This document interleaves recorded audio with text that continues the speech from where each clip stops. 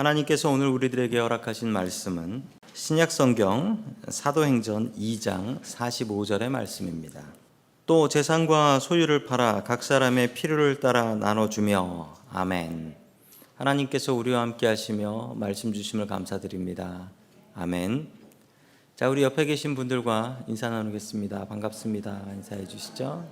네, 반갑습니다. 인사하겠습니다.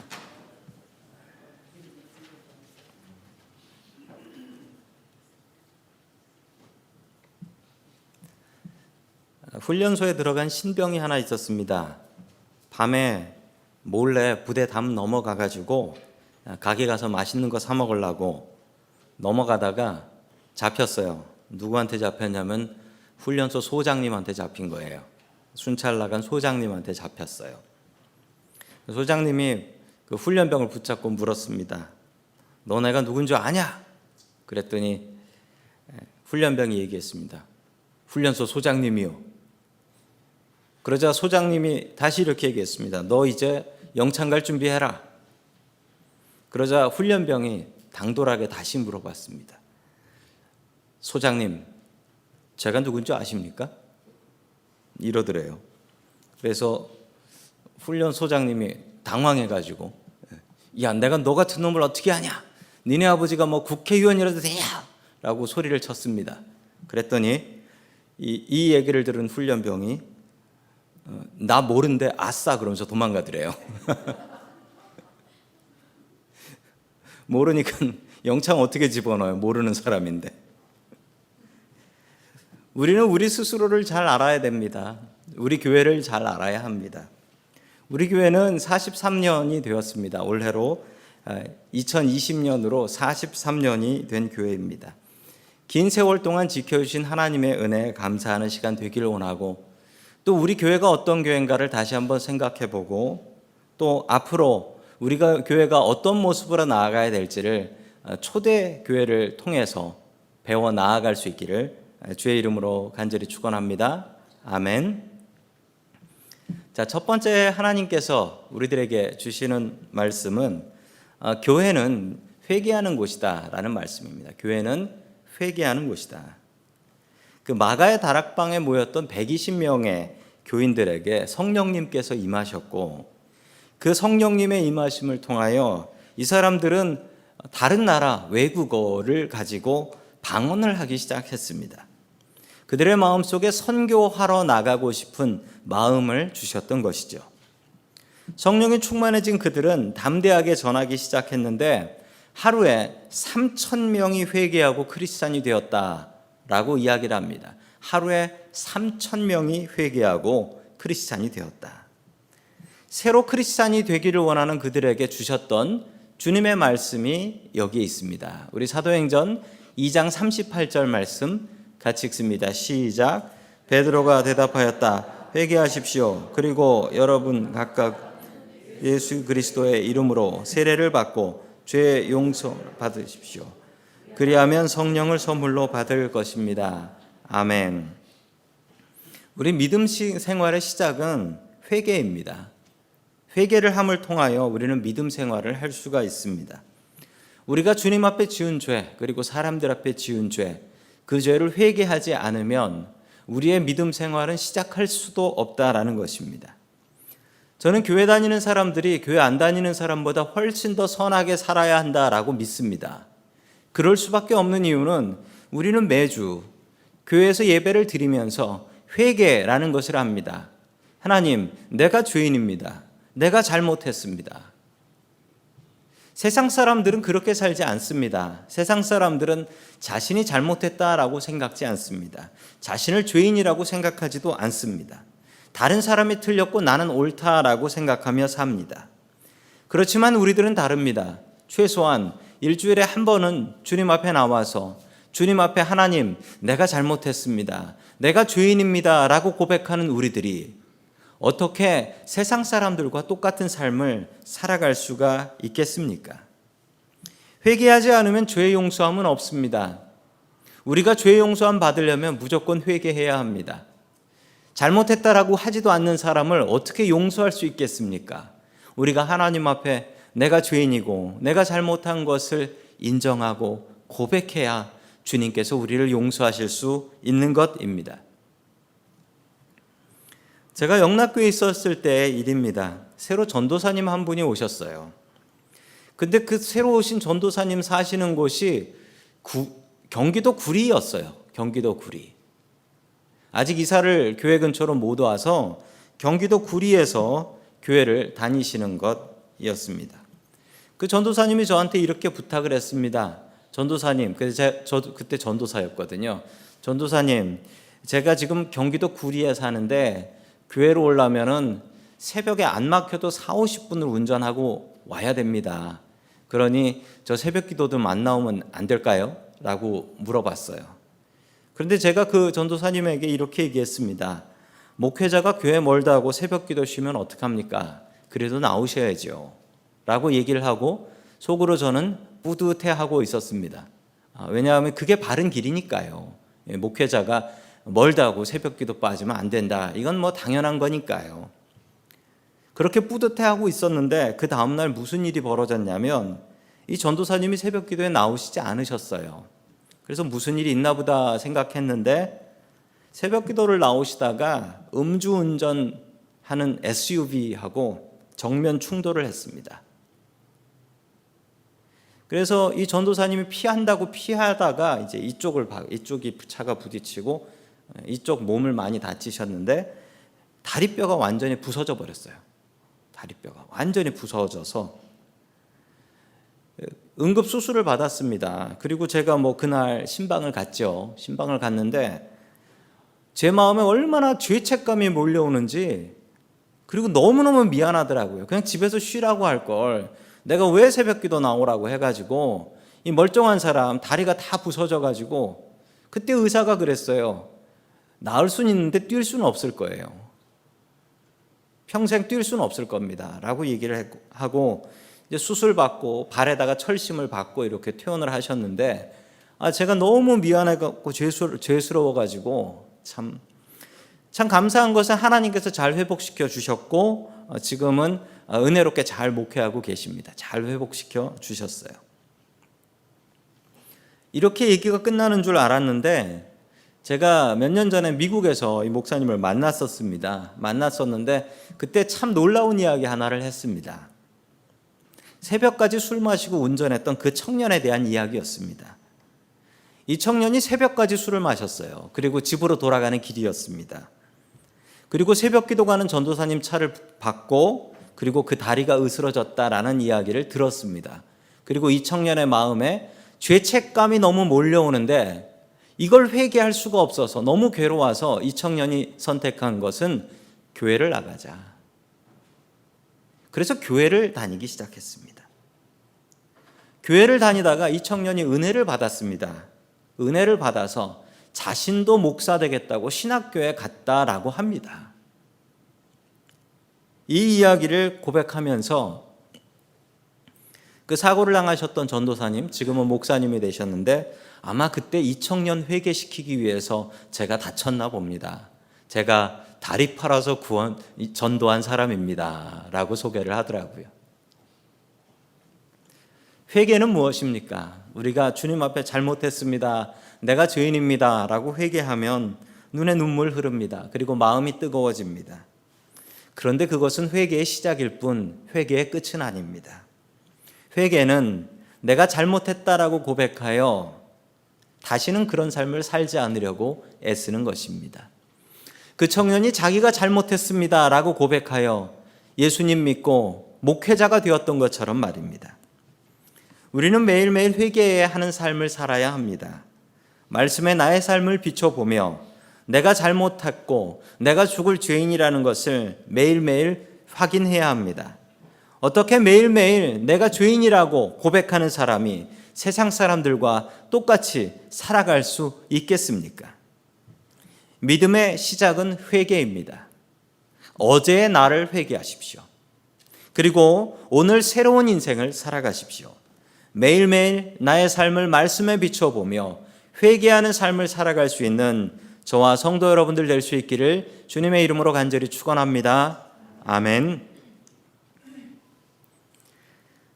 두 번째 하나님께서 우리들에게 주시는 말씀은 교회는 가르치고 교제하고 기도하는 곳이다 라는 말씀입니다.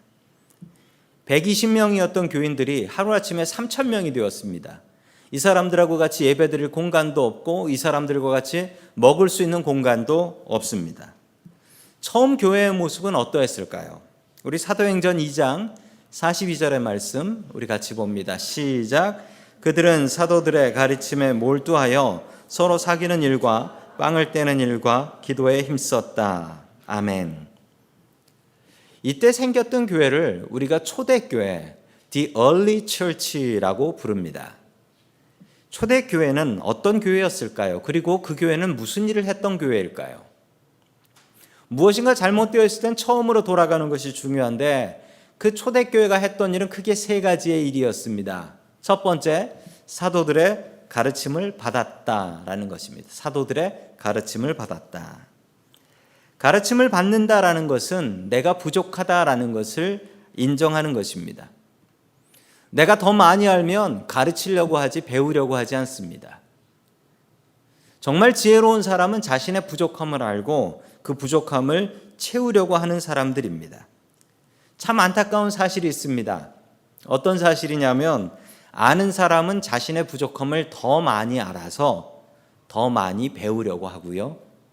모르는 사람은 배워봐야 쓸데없다라고 생각하여 더 안 배우게 된다라고 합니다.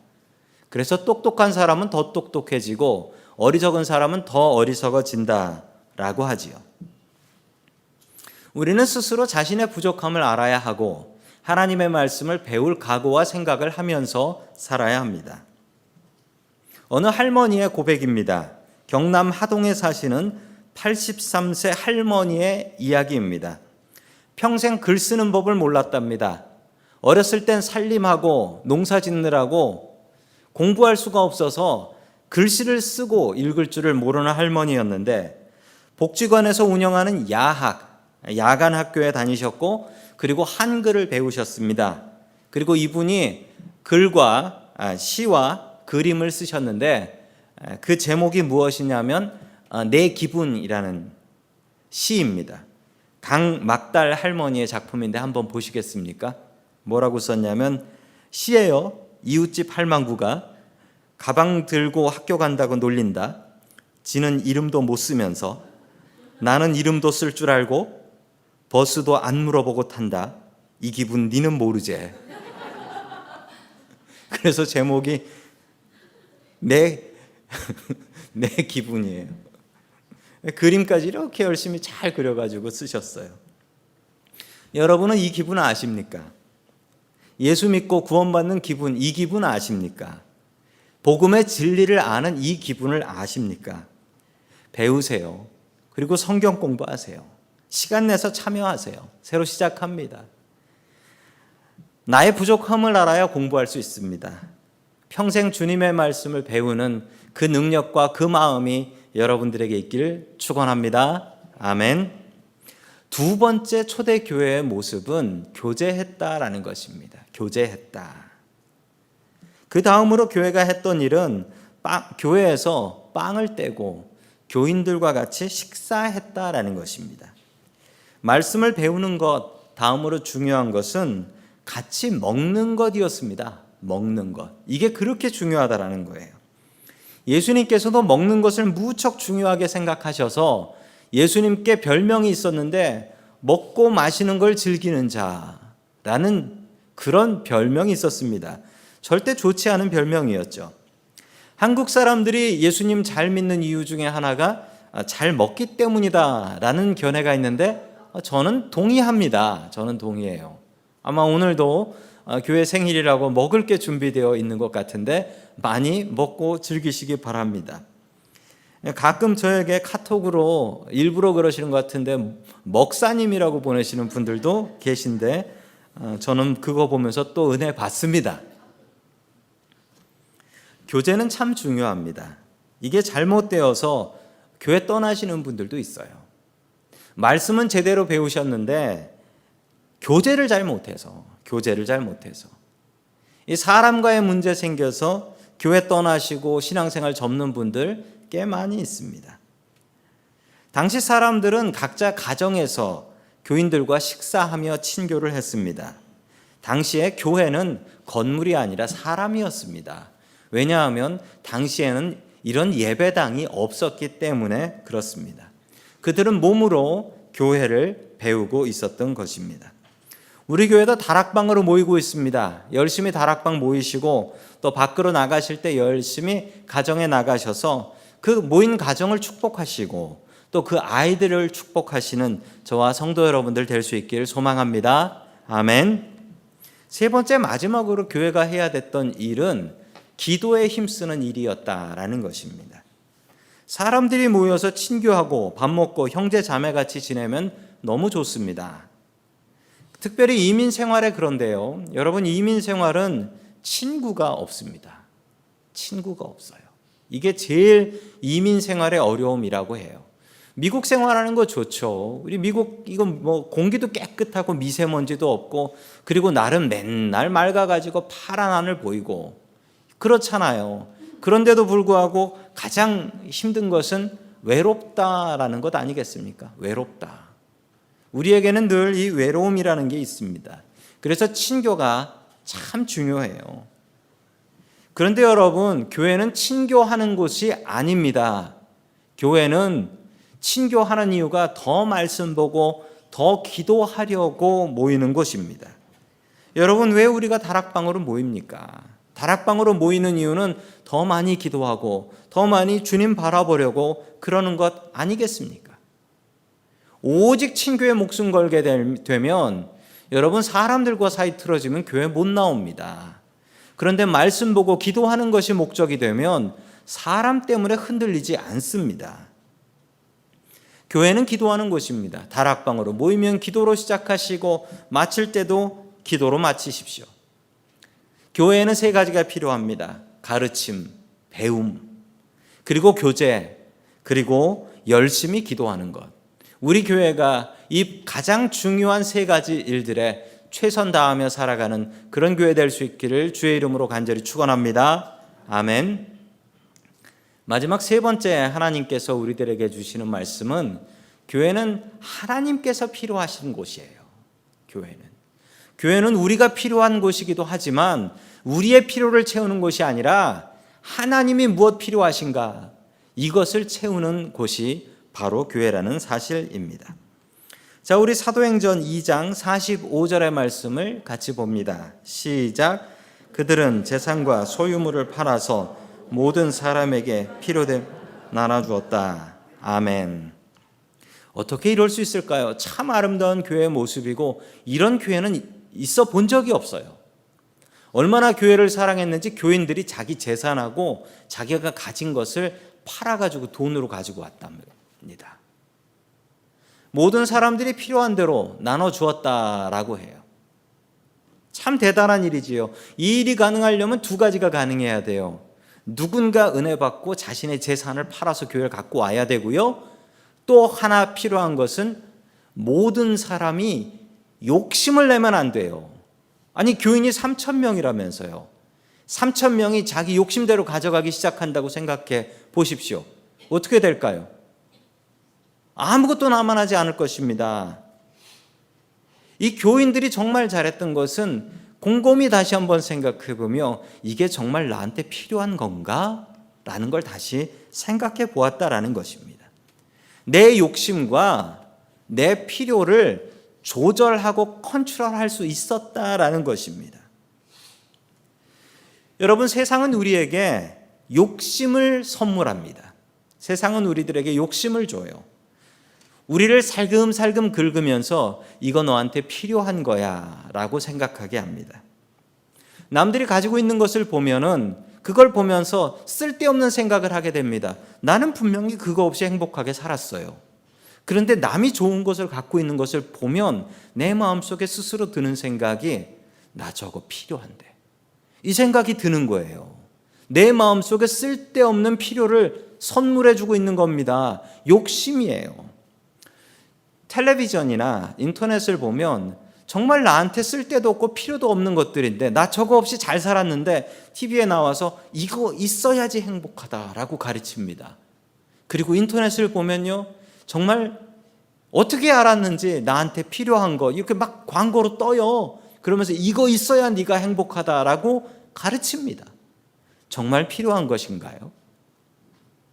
초대교회 교인들은 이것이 나한테 정말 필요한 것인가를 다시 생각해 보았습니다. 그리고 필요하지 않으면 더 필요한 사람 갖게 해 주십시오. 요즘 세상은 너무 많은 것을 만듭니다. 그리고 이것을 팔아야 됩니다. 그래서 우리에게 더 많이 쓰게 합니다. 그리고 우리를 쇠뇌하여 우리의 마음속에 필요 없는 것들 필요하다라고 마음먹게 합니다. 여러분 생각해 보십시오. 집에 가지고 있는 물건들 중에 1년 동안 한 번도 손 안 댄 것 있지요? 많지요? 네, 그거 필요 없는 겁니다. 그거 필요 없는 거예요. 미니멀 라이프라는 말이 있습니다. 미니멀 리빙이라는 말이 있는데 요즘 유행하는 거예요. 요즘 유행하는 말인데 이 말의 뜻은 자신의 필요를 최소한으로 한다. 쓸데없는 것은 남을 주든지 팔든지 버린다. 그리고 정말 필요한 것만 갖고 산다라는 것입니다. 그러나 이것이 참 성경적인 것이고 성경에 나오는 것인데 바로 예수님의 인생이 그러셨습니다. 예수님께서는 옷 2벌을 가지고 다니지 않으셨어요. 예수님께서는 너무나 검소하게 사셨습니다. 그 이유가 무엇이었냐면요. 그렇게 검소하게 살아서 돈 많이 모으려고 그게 아니었고요. 미니멀 라이프로 미닝풀 라이프를 살기 위해서였습니다. 좀 더 의미 있는 인생 살기 위해서 내 욕심을 내려놓는 것입니다. 요즘 참 많은 젊은 분들이 이런 인생을 산다고 해요. 나의 욕심을 줄이고 진짜 필요한 인생에 나의 인생을 쓰자. 예수님께서 살아가셨던 길입니다. 여러분 마음을 다시 한번 생각해 보십시오. 여러분 마음을 생각해 보시며 정말 내가 필요한 것들을 위해서 살아왔는가? 나는 정말 쓸데없고 필요 없는 것들, 이 필요 없는 것들에 내 인생을 걸고 살진 않았는가? 다시 한번 생각해 보시며 주님께서 따라가신 이 미니멀 라이프를 따라갈 수 있기를 소망합니다. 아멘.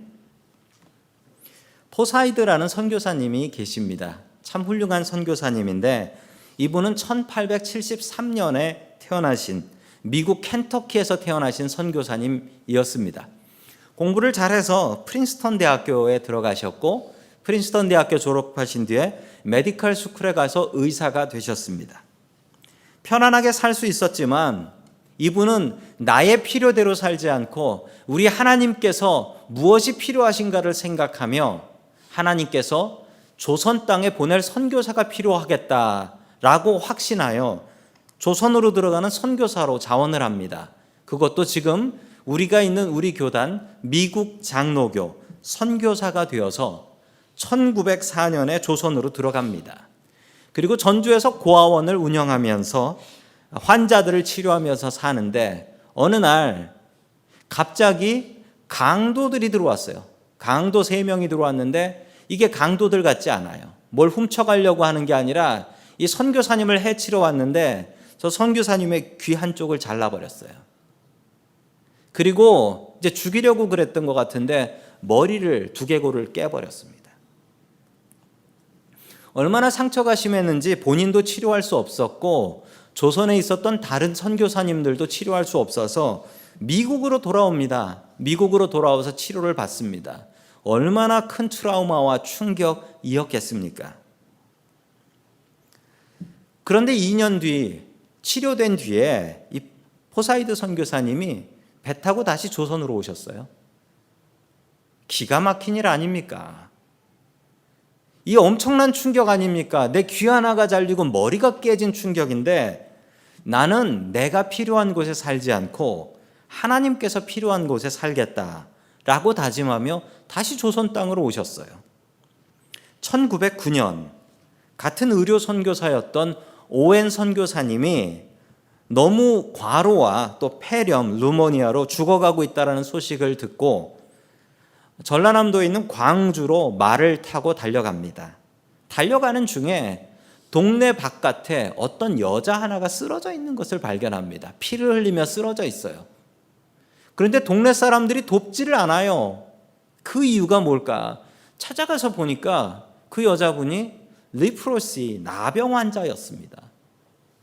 온몸에서 돌에 맞아서 피가 흐르고 썩어서 고름이 나오고 있었어요.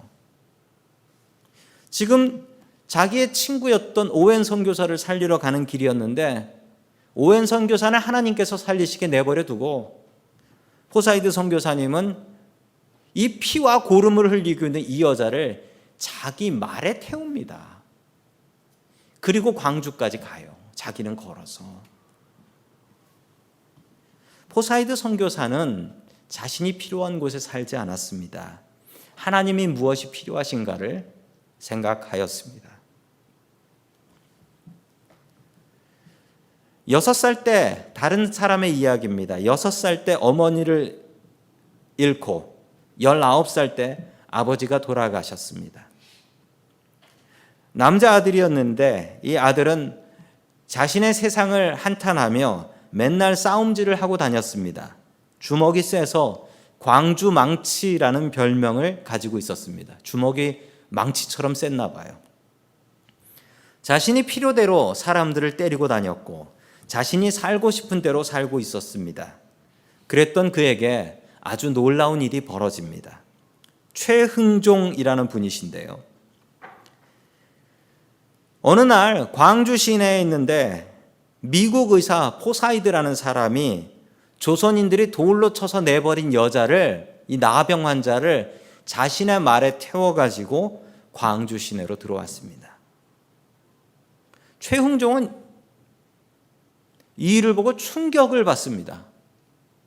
아니, 저 미국 사람이 무슨 일로 저 나병 환자, 우리가 돌로 쳐서 동네 바깥으로 쫓아낸 여자를 다시 데리고 들어왔는가? 너무 충격을 받고 저게 예수님의 사랑인가? 포사이드 선교사님께 무릎 꿇고 내가 이제부터 선교사님 조수가 돼서 돕겠습니다. 깡패 생활 끝내고 나병 환자를 돕다가 이분도 은혜 받고 목사가 되었습니다. 정말 훌륭한 목사님이셨습니다. 이분이 돌아가실 때 광주 시내에 있는 나병 환자들이 이분의 장례식에 와서 울면서 1966년이었는데요. 광주시 최초로 시민장으로 시민들이 장례식을 치러 주었습니다.